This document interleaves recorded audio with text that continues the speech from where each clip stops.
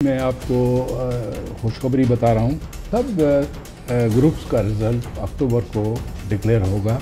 अब जो position holders हैं उनकी ब्रेकिंग न्यूज़ कि जी ये फर्स्ट पोजीशन में है, 2 घंटों में विद इन 2 आवर्स को वो मार्कशीट सर्टिफिकेट मिल जाए। कैड वगैरह लगाने का ऑर्डर प्लेस कर दिया है। विद इन पब्लिक डीलिंग का टाइम था वो हमने ख़त्म कर दिया है। जो हमारे मुलाजमीन जो घोस्ट भाग जाते थे तो उनको अब शिकंजे में हमने काबू किया है। मैंने उनकी तनख्वाह बंद की कि जी नहीं, हम नहीं दे सकते। पिछले 7 सालों से कॉन्ट्रैक्ट पे भर्ती किए गए मुलाजमीन हैं, 60 के करीब मुलाजमीन कम है जी हाँ। बिस्मिल्लाहिर्रहमानिर्रहीम। नाज़रीन, आप देख रहे हैं प्रोग्राम एजुकेशन न्यूज़ और मैं हूं आपका होस्ट अजमत खान। नाज़रीन, इस वक्त मैं मौजूद हूं कराची इंटरमीडिएट बोर्ड में और इस वक्त मैं चेयरमैन सेक्रेटेरिएट में हूं बोर्ड के चेयरमैन साहब के सामने, और हम आज कुछ सवालात करेंगे इनसे और ये जानने की कोशिश करेंगे कि बोर्ड में कुछ तब्दीलियाँ हुई हैं नहीं हुई हैं, या बहुत सारे लोग हमें पूछते हैं कि इंटर का रिज़ल्ट कब आएगा, वो भी हम इनसे जानने की कोशिश करेंगे। इसके अलावा भी दीगर ज़बरदस्त क्वेश्चन करेंगे, जानेंगे, क्योंकि मेजर जो स्टेक होल्डर हैं वो ज़ाहिर है स्टूडेंट हैं, वालिदैन हैं, ख़ुद बोर्ड के मुलाजमीन हैं। इनके वाले से भी बहुत सारे सवालात करेंगे। स्पेशल शुक्रिया सर प्रोफेसर नसीम अहमद मेमन साहब आपका कि आपने टाइम दिया और हमारे सवालात के लिए। सर, सबसे पहले तो मुझे ये बताइएगा कि स्टूडेंट बहुत ज़्यादा और वालिदैन हमसे पूछते हैं रिज़ल्ट कब आएगा। बिस्मिल्लाहिर्रहमानिर्रहीम। मैं आपको खुशखबरी बता रहा हूँ कि इंशाल्लाह हमारा सब ग्रुप्स का रिज़ल्ट 13 अक्टूबर को डिक्लेयर होगा और बच्चों के हाथों में अपना रिज़ल्ट होगा, और मीडिया को भी हम उसी दिन एक साथ सबको जो है वो देंगे ताकि वो जो पोजीशन होल्डर्स हैं उनकी ब्रेकिंग न्यूज़ जो है वो एक साथ चलाएं। ज़बरदस्त। यानी कि इस दफ़ा बिल्कुल माजी से बरक्स होगा थोड़ा। हाँ बिल्कुल, क्योंकि हम नहीं चाहते कि जिस कोई मीडिया के लोग यहाँ आएँ या वैसे जो जहाँ बैठा हुआ है मीडिया के ऑफिस में उसके ऑफिस में उसका सारा रिजल्ट एक साथ सबको मिलेगा। ज़बरदस्त। ये पहली दफ़ा शायद नहीं, इंशाल्लाह ये इस दफ़ा तो हो रहा है, आगे भी होगा। अच्छा, तो फिर उसके बाद जो ये लोग हैं, बच्चे हैं, वालिदैन हैं, वो कैसे चेक करेंगे कि पोजीशन किसकी है, या मीडिया को कैसे पता चलेगा कि पोजीशन किसकी आई है या किसका कितने नंबर है? वो बुलेटिन भी उसके साथ शामिल होगा। हम PDF में आपको बुलेटिन भी कंप्लीट जो है वो भी भेजेंगे और उसके साथ प्रॉपरली बाइंडेड जो है वो बुलेटिन हम हर मीडिया हाउस को ऑफिशियली जो है वो डिस्पैच करेंगे उसी टाइम बाय हैंड। तो बच्चों को कैसे पता चलेगा कि किसकी अव्वल पोजीशन है, किसकी दोम, किसकी सोम, कौन टॉप 10? वो तो मीडिया पे आ जाएगा ना, क्योंकि उस पे तो हमारा यानी कि पहले से बच्चों को इल्म नहीं होगा। पहले से बच्चों को इल्म नहीं होगा, क्योंकि ये सस्पेंस जो पोजीशंस का है ये हम ख़त्म करना नहीं चाहते। अच्छा। हाँ, ताकि बच्चों को उस टाइम पता लगे कि जी ये फर्स्ट पोजीशन में है, ये सेकंड में है, ये थर्ड में है, ये A1 ग्रेड में है, ये A ग्रेड में है, या कोई फेल है। अच्छा, ये माजी में हमने देखा, दीगर बोर्ड्स की मिसाल हमारे सामने है कि पहले से पता चल जाता है कि अव्वल पोजीशन किसकी है या टॉप 3 में से कौन है। वो स्कूल को भी पता चल जाता है, कॉलेज को पता चल जाता है, वालिदैन को, इवन स्टूडेंट को। तो ये आप इस दफ़ा सस्पेंस रखेंगे उनके लिए भी। ये देखें ना, सीक्रेसी, यही सीक्रेसी जो है, जब हम सीक्रेसी का नाम लेते हैं तो उसका पहला ही ये काम है कि रिज़ल्ट का कोई भी पार्ट वक्त से पहले बाहर ना निकले। बिल्कुल ऐसे ही है। हाँ, बिल्कुल तो ऐसे उसके लिए हमारी पूरी एफर्ट्स हैं। मैंने अपने स्टाफ को भी बताया हुआ है कि हमने ये इसमें से कोई भी लीकेज नहीं होने देनी, ताकि किसी को खबर नहीं होगी कि पोजीशन इस दफ़ा किसकी है। ज़बरदस्त। तो दूसरा ये बताइएगा कि साइंस, जनरल, कॉमर्स, आर्ट सब एक साथ आएगा रिजल्ट? सब एक साथ रिजल्ट 30 को आप दे देंगे?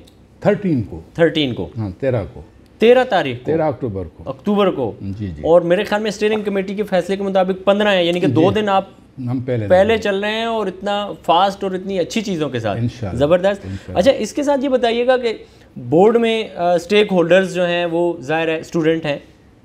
हमने बोर्ड में देखा इससे पहले भी कि ये जो स्टेक होल्डर हैं स्टूडेंट, इनके लिए कोई खातिर खा उस तरह की चीज़ें नहीं है। यानी कि कराची का एक बड़ा शहर है कराची और इसका ये बोर्ड है, और बहुत दूर से मतलब लोग यहाँ पे, अब लांडी से, कुरंगी से, अगर उस तरफ से देखें शाह फैसल कॉलोनी से, तो लोग यहाँ पे आते हैं बच्चे, और वो आके आज फ़ीस जमा करवाएंगे और उनको फिर उनकी जो मार्कशीट है या उनकी जो सनद है वो उनको जी अगर जल्दी में जमा करवाएंगे, मतलब अर्जेंट पैसे ये इसके इतने होंगे, इसके इतने होंगे, फिर हफ्ता लगेगा, 2 हफ्ते लगेंगे। इस प्रोसेस को कुछ साल करने का आपका प्रोग्राम है? बड़ी मेहरबानी। ये हमने माशाल्लाह सबसे पहले इसी पे एक्शन लिया है, और ये जो सिलसिला था अर्जेंट मार्कशीट, अर्जेंट फ़ीस का, सुपर अर्जेंट फ़ीस का, तो वो हमने ख़त्म कर दिया है। अच्छा। और उसके लिए हमने एक यूनिफॉर्म फ़ीस मुकर्रर कर दी है, और उसके ज़रिए फिर हमने पाबंद किया है अपने स्टाफ को कि वो 2 घंटों में विदिन 2 आवर्स, अभी तो हम ये कर रहे हैं कि विदिन 2 आवर्स उनको वो मार्कशीट सर्टिफिकेट मिल जाए। एक चीज़, और दूसरी चीज़ ये कि हमारा अब एग्रीमेंट हो गया है हमारी जो बैंकर्स हैं उनके साथ, और वो हमारे साथ एक MOU साइन कर रहे हैं। उसमें हम बिल्कुल नादरा स्टाइल का एक सिस्टम बना रहे हैं, जहाँ पे बच्चों के बैठने का और पेरेंट्स के बैठने का प्रॉपर इंतज़ाम होगा। ठीक है। और उसके साथ जैसे ही बैंक होगा और साथ में हमारा काउंटर होगा। अच्छा। एक तरफ से आपका वोचर गया और दूसरी तरफ से हमारा जो है वो काउंटर रिएक्शन टाइम उसी वक्त उसमें डिटेक्ट कर लेगा, 10 मिनट में वो आपको आपका सर्टिफिकेट हैंड ओवर करेगा।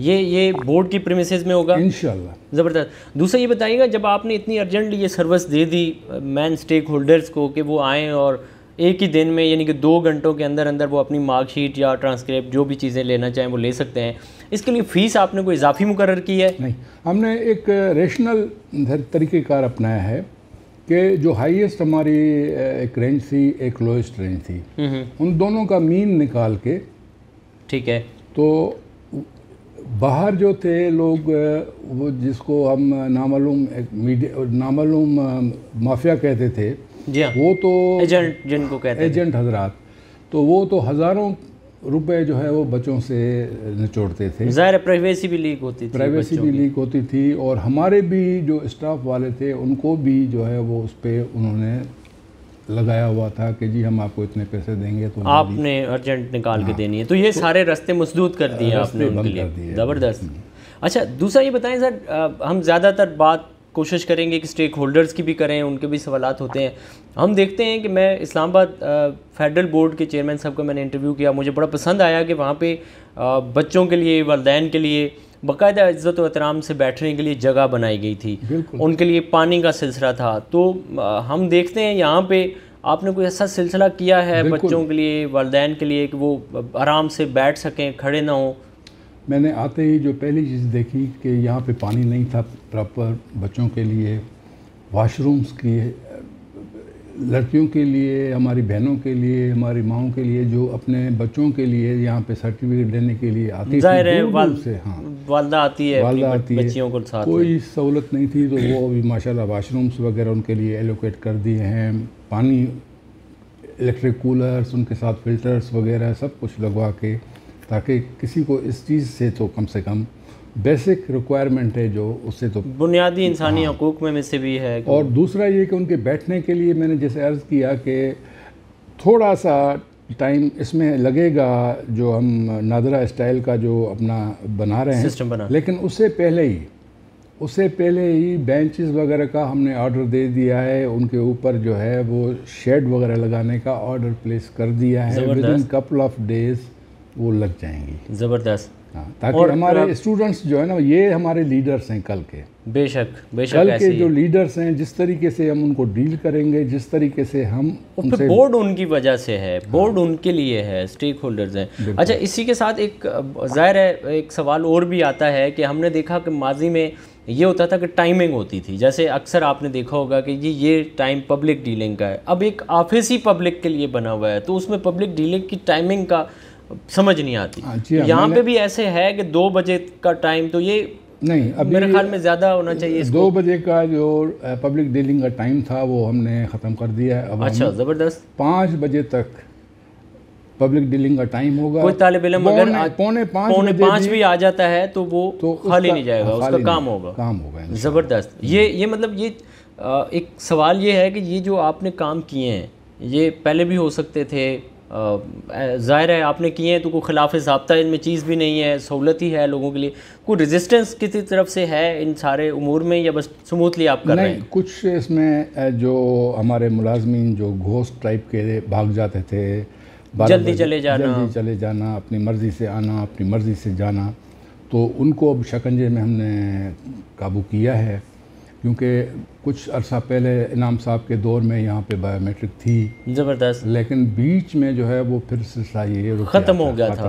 बिल्कुल ऐसे ही है। और उसकी बड़ी वजूहात दी गई कि जी वो कोरोना आ गया था, ये आ गया था, इसलिए हमने ख़त्म की। लेकिन कोई सिलसिला नहीं था, तनख्वाह बन रही है, अटेंडेंस नहीं है, बग़ैर अटेंडेंस के तनख्वाह बन रही है, चल रही है। तो जब मैंने उनकी तनख्वाह बंद की कि जी नहीं हम नहीं दे सकते बग़ैर अटेंडेंस के, और फिर यहाँ पे बायोमेट्रिक प्रॉपरली हमने उनका इंस्टॉल कराया, सॉफ्टवेयर अपडेट कराया, और अब उसकी प्रॉपर डेली की डेली अटेंडेंस सेक्रेटरी के पास पहुँचती है, सेक्रेटरी के बाद मेरे पास आती है कि कितने मुलाजमीन आज आए हैं या नहीं आए और कितने एब्सेंट हैं। ज़बरदस्त। तो हमें दो तरफ से फ़ायदा हो रहा है। एक तो वो जो छुट्टियों के मद में भी पैसे हमसे लेते थे, ज़ाहिर है अब वो उनके कट रहे हैं, वो भी कट रहे हैं। और फिर दूसरा ये है कि बोर्ड में भी उनकी अपीयरेंस है, मौजूद है और लोगों को फ़ायदा हो रहा है। अच्छा, ये जब हम वहाँ से हट कर के स्टूडेंट से तो मुलाजमीन की तरफ आए हैं, तो इसी के साथ एक सवाल ये भी बनता है कि ये भी ज़ाहिर है बोर्ड के लोग हैं और लाजमी नहीं है कि सारे एक जैसे हों। अगर कोई छुट्टी करते हैं तो बहुत सारे लोग यहाँ पे काम भी करते हैं। तो थोड़ा सा हमें ये बताइएगा कि इनको हम देखते हैं कि कैसे शनाख्त की जाएगी कि ये बोर्ड का मुलाजम है, इनका कोई यूनिफॉर्म क्यों नहीं है, कोई ऐसा सिलसिला? पिछले 7 सालों से इन बेचारों को कोई यूनिफॉर्म नहीं मिला।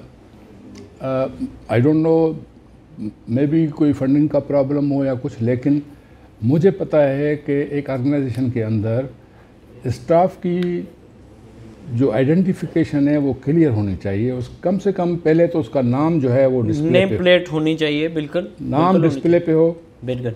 दूसरा ये कि उसकी ड्रेस से दूर से पता लगे कि ये बोर्ड का ये बोर्ड का स्वीपर है, ये बोर्ड का माली है, ये बोर्ड का सिक्योरिटी गार्ड है, ये बोर्ड का पियान है, और ये बोर्ड का ऑफिसर है। बिल्कुल ऐसे ही है। और एम्प्लाई जो है यहाँ का, उसके लिए पाबंदी की गई है कि वो he should look like officer, अगर ऑफिसर है तो। जी हाँ। अगर वो नीचे है तो उसको हम वो यूनिफॉर्म दे रहे हैं। अभी ऑर्डर हमने प्लेस कर दिए हैं, वेरी शॉर्टली आप देखेंगे कि वो इंशाल्लाह आपको बेहतरीन, यानी कि ये अलग अलग यूनिफॉर्म होगा, अलग अलग यूनिफॉर्म होगा। और ये चीज़ ज़ाहिर है इम्तियाज़ होना भी चाहिए। अब अगर किसी शख्स के हाथ में पिस्टल है और वो आम लिबास को वेयर किया हुआ है, तो अगरचे उसके पास लाइसेंस मौजूद है, अगरचे उसके पास सिक्योरिटी कंपनी का है कि ये सिक्योरिटी कंपनी का गार्ड है, लेकिन उसका यूनिफॉर्म अगर प्रॉपर नहीं है तो वो हरास हो रहे होंगे लोग कि यार ये पता नहीं कौन बंदा है, बजाय उसके पॉजिटिव इफेक्ट होने के। बिल्कुल ऐसे ही है, उसका नेगेटिव इफेक्ट। और इसके बरक्स अगर आप देखें तो एक शख्स के पास वेपन नहीं है, लेकिन प्रॉपर अगर उसने लिबास वेयर किया हुआ है तो उसकी फिर भी रोब और दबदबा उसी तरह है, डेटरेंस उसका रहेगा। बिल्कुल ऐसे ही है। तो ये तो दैट्स अ गुड साइन कि आपने ये भी किया और ये ज़बरदस्त हो गया। दूसरा ये बताएं कि सिक्योरिटी गार्ड की आपने बात की, हम माजी में देखते हैं कि यहाँ पे एजेंट माफिया होते थे, यहाँ पे बाहर ग्राउंड के साथ दीवार नहीं थी, लोगों का आज़ादाना आना जाना, और ज़ाहिर है जिस एरिया में ये मौजूद है तो ये वैसे भी। तो सिक्योरिटी के हवाले से आपने कोई इक़दामात उठाए हैं? इनकी अपीयरेंस मतलब हमने देखी है वो तो है, लेकिन आपने डिप्यूट किए होंगे गेट पे इतने होंगे, उस तरफ इतने होंगे, इस तरफ इतने होंगे, सिक्योरिटी कैमरास पे आपको चेकिंग का है सिलसिला? 48 हमारे पास सिक्योरिटी कैमरास हैं एक तरफ, ठीक है। दूसरी तरफ हमारे पास 26 जो है वो सिक्योरिटी गार्ड्स हैं, ठीक है। पाकिस्तान पुलिस फाउंडेशन से हमने लिए हुए हैं, ठीक है, ऑन दी कॉन्ट्रैक्ट बेसिस, ठीक है। और उनको हमने डिप्लॉय किया हुआ है प्रॉपर पोजीशंस पे, ठीक है। उनका टर्नआउट सुबह को सवेरे, उनका जो आपके इंचार्ज सिक्योरिटी ऑफिसर डेली उनको 15 मिनट रोल कॉल के बाद थोड़ी एक्सरसाइज, अच्छा ये भी होता है, टर्न आउट, यस, ज़बरदस्त, उनका टर्न आउट, फिर उनकी प्लेसमेंट, ठीक है, प्रॉपर करके। अभी आप आए होंगे तो आपको कोई भी वहाँ पे इस किस्म की एक्टिविटी नहीं नज़र आई होगी कि कोई 8-10 बंदे एक तरफ खड़े हों, 10 बंदे दूसरी तरफ हों। बिल्कुल ऐसे ये हमने बिल्कुल इंश्योर किया है कि कोई भी हमारी बच्ची, माँ बहन, कोई हमारा बच्चा, कोई भी पेरेंट आए तो उसके साथ कोई भी किसी को ज़रूरत ना हो कि उसकी तरफ आंख उठा के भी देख सके। ज़बरदस्त, ज़बरदस्त, ये तो अप्रिशिएटेबल है आपका ये वाला इक़दाम कि ज़ाहिर है मुतअद्दिद बच्चियाँ जो हैं वो अपनी वालदा के साथ आती हैं, और ज़ाहिर है जब इस तरह का माहौल हो जैसे माजी में रहा है तो एक तकलीफ़ दे अमल है। दूसरा ये बताएं कि जो बोर्ड की कापियाँ हैं ये भी एक प्राइवेसी है, और ये गालबन 6 महीने या 1 साल बाद इनको आप टेंडर बाद करना होता है, हम उनको डिस्ट्रॉय करते हैं। लेकिन बेहतर ये समझते हैं क्योंकि बोर्ड की जो है वो इनकम का भी मसला होता है, उसको भी बढ़ाना होता है, ज़रा तो हम उनको सेल आउट करते हैं रद्दी की सूरत में। लेकिन अभी उसका हमने थोड़ा दौरानिया बढ़ा दिया है, ठीक है, कि बजाय 1 साल के कम से कम उनको हम 2 साल तक प्रिजर्व करें, ठीक है, ताकि हमारे जो कराची की डायनामिक्स है ना, तो ये एक इंटरनेशनल सिटी है, तो बच्चे यहाँ पे सारे पाकिस्तान से आते हैं पढ़ने के लिए, और सारे दुनिया में जाते हैं फिर आला तालीम हासिल करने के लिए। तो पता लगा जी कि 2 साल के बाद कोई बच्चा जो है वो आता है कनाडा से, वो क्लेम करता है कि जी हमारे तो मास में ये प्रॉब्लम हुआ था, ये प्रॉब्लम हुआ था। तो we are bound to redress his problem, उसका जो प्रॉब्लम है उसको सॉल्व करना हमारा काम है। बेहतरीन, हम उसके ज़िम्मेदार हैं कि किसी भी कोई भी बंदा आए, उसका जो भी क्वेरी हो उसको मुतमईन करके। ज़बरदस्त। सर ये बताइएगा कि फ़ंड्स की क्या सूरत हाल है? आप गवर्नमेंट ने, हमने देखा कि बहुत सारे बोर्ड्स को फ़ंड्स के इश्यूज़ हैं, ये चीज़ें मीडिया में रिपोर्ट भी करते रहे हैं, और ये इश्यूज़ गुज़िश्ता चंद सालों से आए हैं जब से गवर्नमेंट सिंध ने फ़ंड्स देना शुरू किए और फ़ीसें ख़त्म कर दी थी। तो एज सच आपके बोर्ड को भी इससे कोई मसाइल हैं इस तरह के? जो हमारी इनकम थी थोड़ी कम तो हुई है, लेकिन हमें कोई ऐसा फाइनेंशियल प्रॉब्लम नहीं है। ज़बरदस्त हो गया।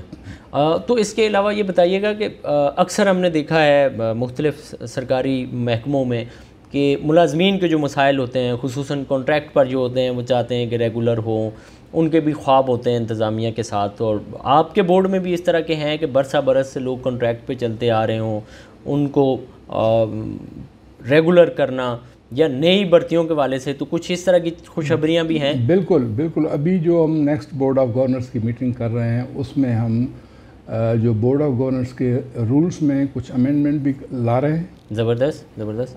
और उसके साथ साथ ये जो कॉन्ट्रैक्ट पे भर्ती किए गए मुलाजमीन हैं पिछले कई सालों से, ठीक है, जो बेचारे हर वक्त जो है वो इस तकलीफ़ में मुब्तला होते हैं कि पता नहीं कब मैनेजमेंट हमें निकाल देगी।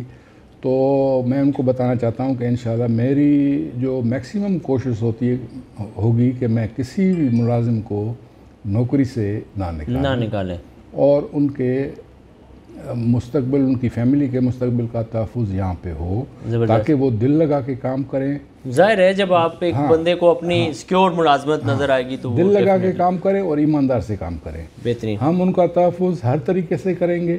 हम उनको मेडिकल के भी लवाज़मात जितने हैं वो पूरे सहूलियात उनको देंगे, सहूलियात देते हैं, हम उनको तालीम की सहूलियात भी देते हैं। उसके अलावा उनको बाकी भी जो सैलरी पैकेज वगैरह अच्छा देते हैं। तो इंशाल्लाह हमें उम्मीद है कि थोड़ी बहुत एफ़र्ट के साथ जी इनमें हम बहुत सारी तब्दील लाएंगे। ज़बरदस्त। और एक नया जज्बा मैं अपने एम्प्लॉइज़ में देखता हूँ कि वो बिल्ड होगा। बिल्कुल ऐसे जब मुलाजमीन को अंदाज़ा होता है कि उनकी इंतज़ामिया उनके काम को देख रही है, सराह रही है।